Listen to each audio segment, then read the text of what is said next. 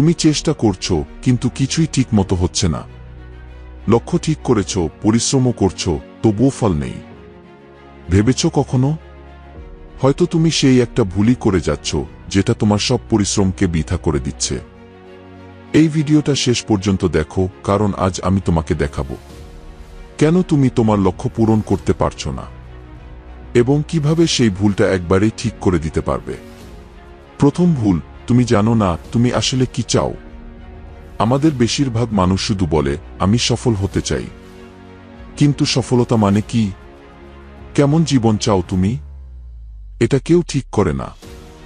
তুমি যদি জানো না তোমার গন্তব্য কোথায়, তবে যত পরিশ্রমই করো তুমি ঘুরে বেড়াবে এক চক্রে। হাজার কাজ করবে কিন্তু পৌঁছাবে না কোথাও। তোমার প্রথম কাজ তোমার লক্ষ্য স্পষ্ট করা। লিখে ফেলো, তুমি কি চাও?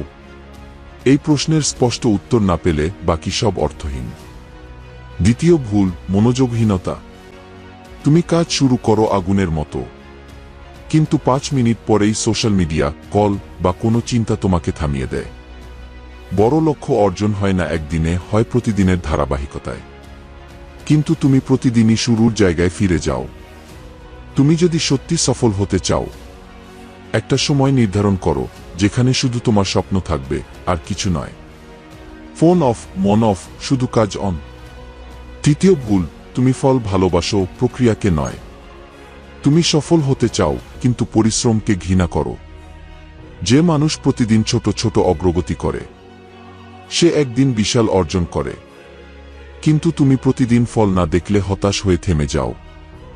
একটা গাছও সময় নেয় বড় হতে। তুমি যদি প্রতিদিন শিকড় ছিঁড়ে দেখো বেড়েছে কিনা, কখনোই ফল পাবে না। চতুর্থ ভুল, তুমি নিজেকে নয় অন্যকে মাপছ। তুমি ভাবো ও পারছে, আমি পারছি না।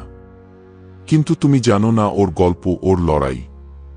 নিজেকে তুলনা করো শুধু গতকালের নিজের সাথে। আজ যদি তুমি একটু ভালো হও সেটাই জয়। তুমি ব্যর্থ হচ্ছ না, তুমি শিখছ। ভুল করা মানেই তুমি চেষ্টা করছো। তাই আজ থেকে তোমার লক্ষ্য স্পষ্ট করো। ফোকাস ধরে রাখো, প্রক্রিয়াকে ভালোবাসো।